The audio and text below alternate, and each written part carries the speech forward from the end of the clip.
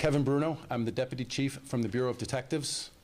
I'm joined here today by Alderman Nick Sposato, personnel from the Area 5 Detective Division, including Commander John Foster, Lieutenant Nick Forrestal, Sergeant Corey Petracco, Sergeant Mike.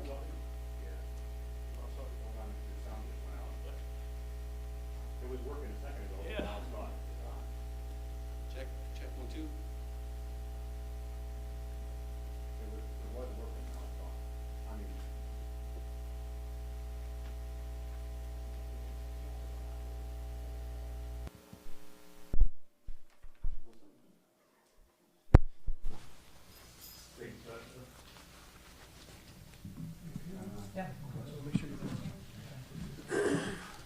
there is something somewhere. Are we back on? Okay, can you reset my desk?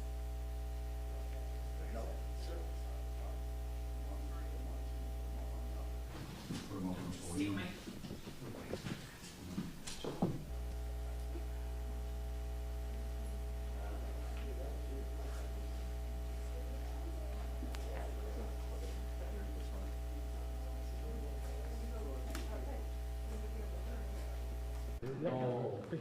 Problem.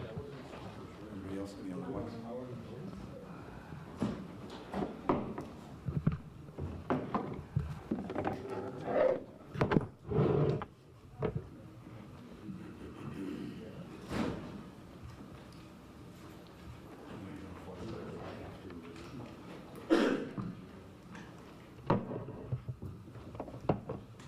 This one might be a little bit heavier.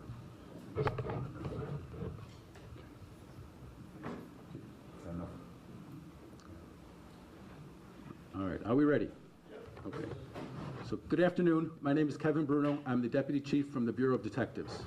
I'm joined here today by Alderman Nick Sposato, as well as personnel from the Area 5 Detective Division, including Commander John Foster, Lieutenant Nick Forrestal, Sergeant Mike Chernick, Sergeant Corey Petracco, and Detective Tina Alfara.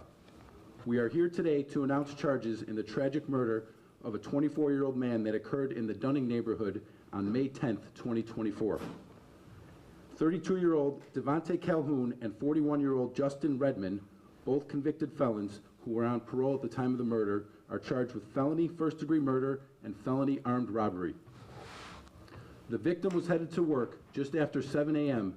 when he was approached by Calhoun in the 3900 block of North Pittsburgh. Calhoun shot the victim and demanded money from him before fleeing on foot. Area 5 detectives immediately responded to the scene and began canvassing the area for evidence.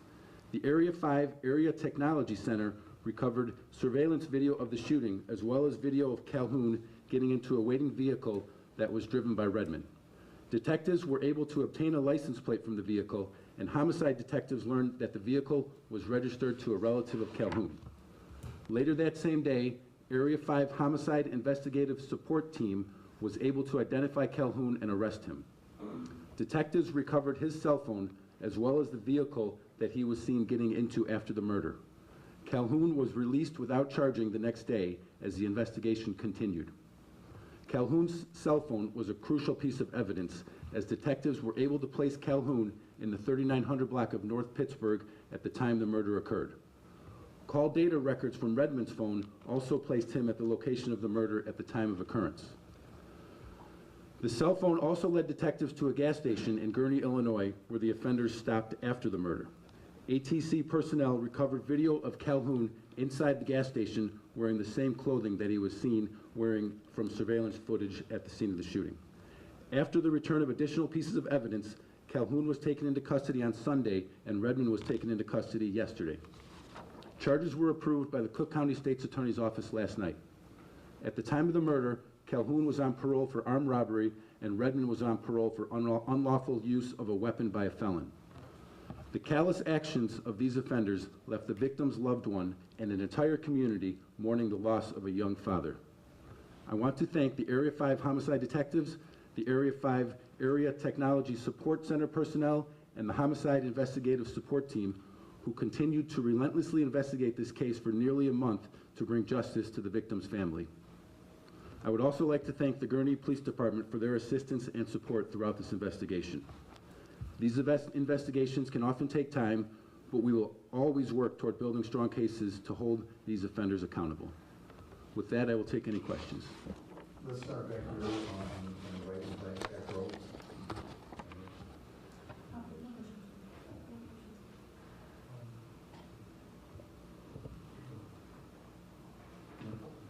No question? Oh, yeah, Charlie Wojciechowski from Channel 5.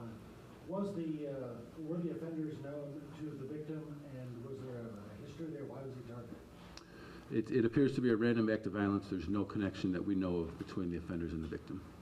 Did they take anything of value from him afterwards? It was an attempt robbery. They could have taken money, but unknown at this time.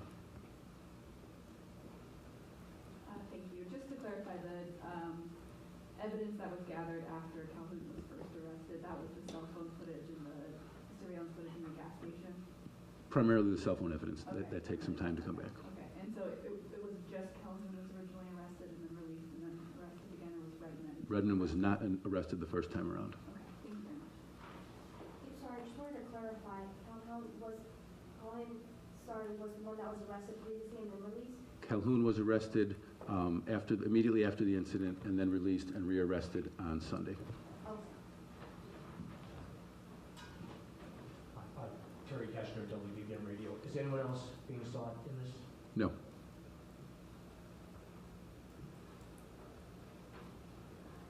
What was the difference in being able to bring charges after initially arresting him right after the crime murder? It was the return on some of these pieces of evidence. The cell phone data can take some time. Forensic data can take some time to work up, so it was the returns of those pieces of evidence. What was the key piece of evidence that you all were able to gather in this to be able to arrest Calhoun and another immediately after this crime took place? I believe some of it was possibly that surveillance video right there from in the neighborhood. Yeah, and I also would like to thank the neighborhood for their support throughout this investigation. They were extremely helpful throughout, and some of that initial surveillance video that they assisted with was crucial in this investigation. That's it. Thank you very much. Thank you, everybody. Alderman, can we get your reaction? Sure. Up here, Charlie. I'll bring everything up to you.